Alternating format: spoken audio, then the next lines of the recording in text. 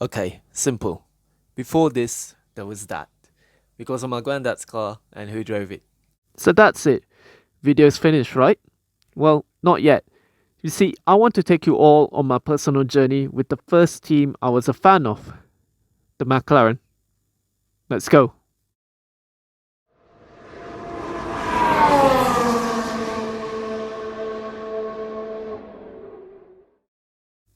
So after Mika retired from F1, it was obvious that McLaren needed a driver to fill Mika's seat. And I wasn't surprised. Kimi Raikkonen. Poor. Sorry, Nick. Why I wasn't so surprised? Because it was predictable. To fill a seat by a Finnish driver, you finish it all and start with a new Finnish driver.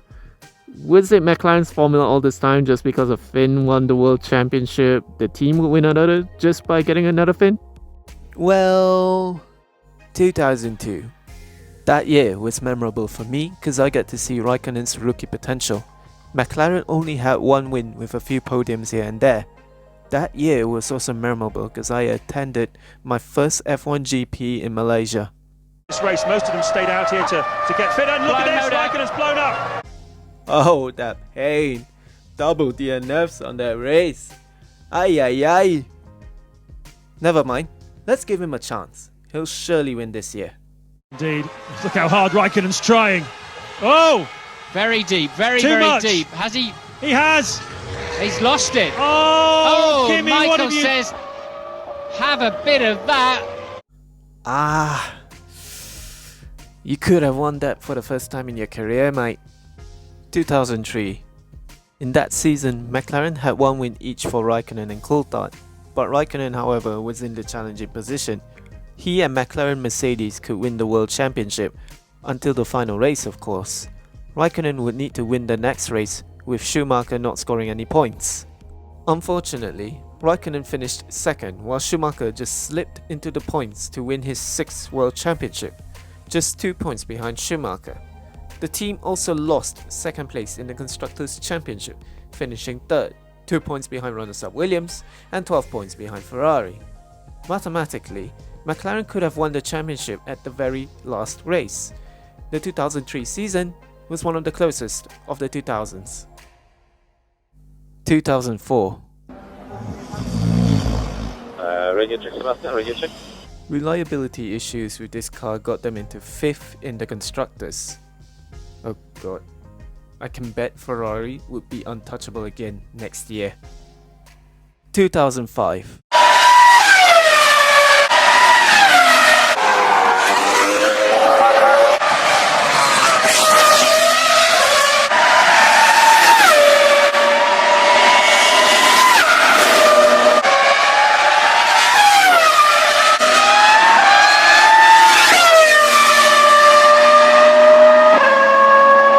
Now where did that beast come from? That year, Coulthard left for Red Bull and was replaced by Juan Pablo Montoya from Williams. This beast was McLaren's regain in form, as both drivers won 10 races. So you would expect that beast, the 2005 car, to win the championship. Well, tyre rules and reliability cost them a number of race victories, thus allowing Alonso to win the title. At least, the most memorable thing about that season was the Japanese Grand Prix, when Kimi, who started on 17th, charged through the field to win the race. Also, that last lap overtake. Target now. He'll have to go defensive down the inside. He'll have to go tighter than that. Oh, and they nearly touch. Can Raikkonen sweep in? Yes, he can. Brilliant. What a brilliant move! Side by side down the straight! Good times. 2006. The beginning of the V8 era. New car, new livery. I mean, to be honest, I wasn't a fan of the chrome replacing the silver. Took me a while to get used to. But oh boy, I was still optimistic. The car looked radical, which would mean they're gonna win the championship.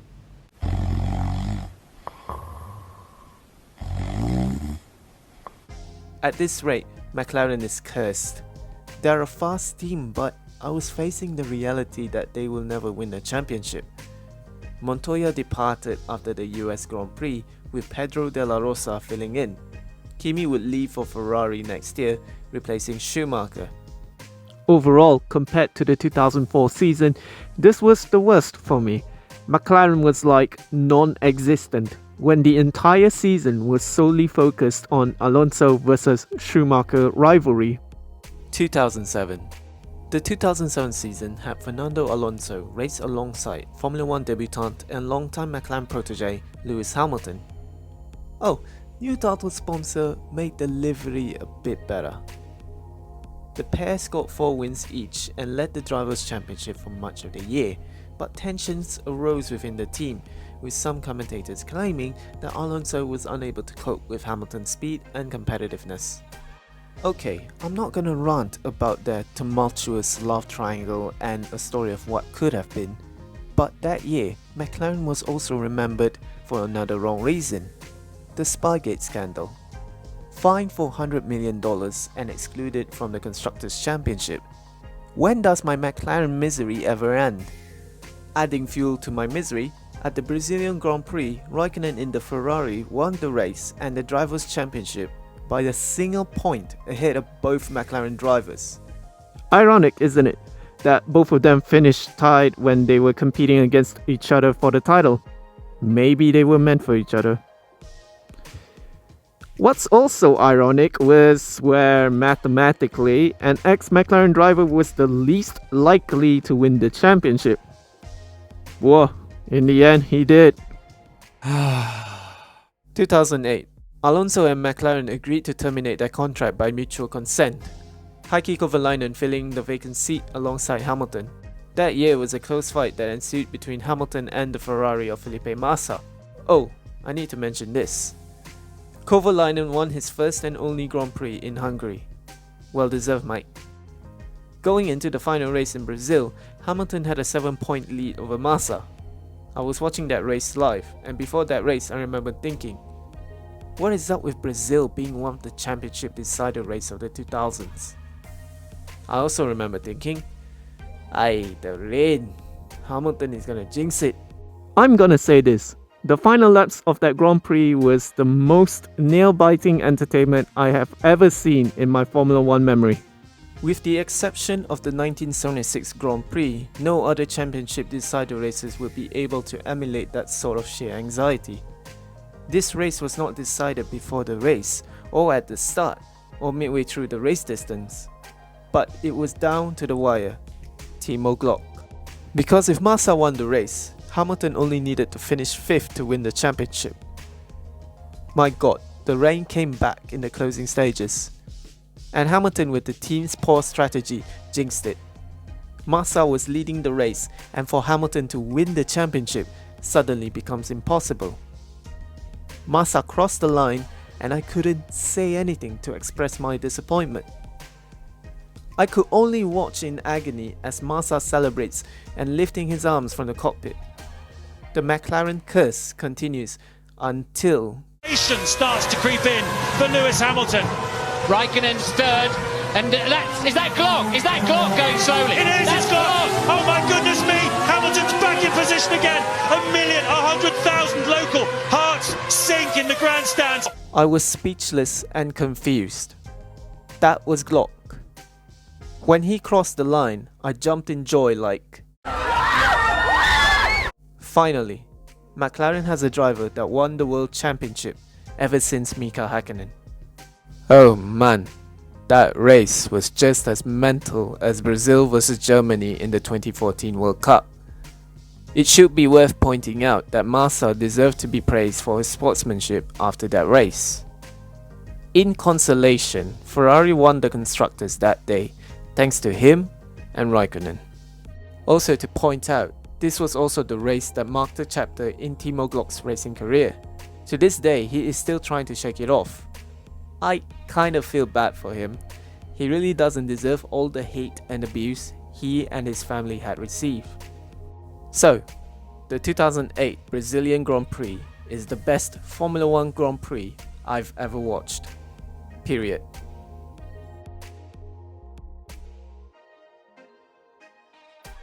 After 2009, Ron Dennis had left his role as team principal. That year, I began admiring the success of Braun GP, which would go on and become Mercedes from 2010 onwards, where eventually I became a fan of that team till this day because again, my granddad's car.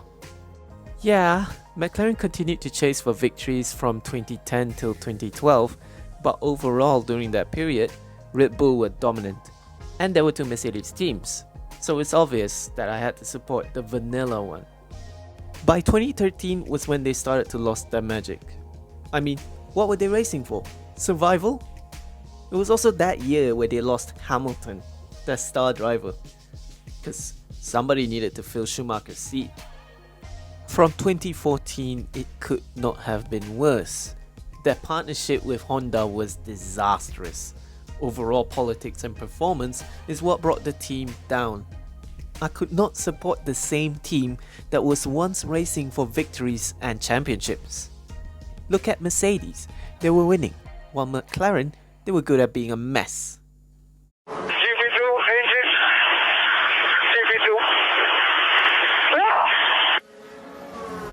2019 brought a renewed sense of optimism in the team. A breath of fresh air was introduced. Rookie Lando Norris and the skilled Carlos Sainz. Under the stewardship of Andreas Seidel, who was instrumental in the success of Porsche at the World Endurance Championship, and Zak Brown, together with the drivers, they were able to achieve their highest constructors' standings at 4th since 2014, and a podium under Carlos Sainz, scoring 3rd, his first ever podium that year and his highest position achieved as of this video. So yeah, because of these two lovebirds, they made me like McLaren again. It's also worth pointing out, not just Zak Brown, but Andreas Seidel is currently doing a good job at McLaren as team principal. I mean, he doesn't get enough press when you think about it. I can't wait for 2021 because they'll be back racing with the Mercedes engine. So I'm really optimistic that they'll be able to capitalize on that, bringing further success to the team. Oh, Danny Rick will be joining alongside Lando. But currently in 2020, the COVID-19 pandemic brought uncertainty to the sport, including McLaren. With the revised calendar announced, at least they'll bounce back racing again soon. Before I end this video, I think it's important to look back at the man who founded this team, Bruce McLaren. In his early years, Bruce would spend hours in his parents' workshop developing his passion. Later on, as he got older, he founded a team and was determined to build on that. Not only was he a competitive driver, but he possessed great knowledge, which provided the ability to be an engineer, analyst, and manager. One of his greatest legacies come from those around him. Working along with him, his team was dedicated to him in achieving his success. When they lost a race, he never gave up, and together they never gave up as well. They continued racing with perseverance and even more determination. Even to this day, 50 years after his death, the team is still racing. His name lives on in the McLaren team, which has been one of the most successful constructors in Formula 1 championship history. They were the team that brought me into F1, and they were the first team I was a fan of.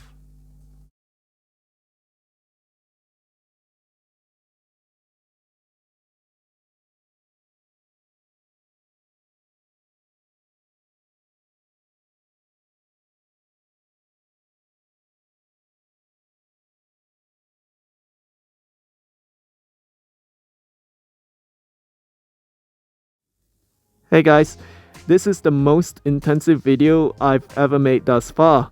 I really wanted to make it perfect as much as I could. Forgive me if it's not to you. Again, making this video means a lot to me, just like my previous one. While I was making this, I didn't know that it coincided with the 50th anniversary of Bruce McLaren's passing. Was it fate? I don't know about that, but what I do know that this is for all the McLaren fans out there. Hope you've enjoyed watching my personal journey with them. Again, I wish them all the best. Before I go, please do give a like and subscribe to my channel if you want to see more F1 content in the future. With that, thank you for watching this, stay safe, and I'll see you soon. Cheers!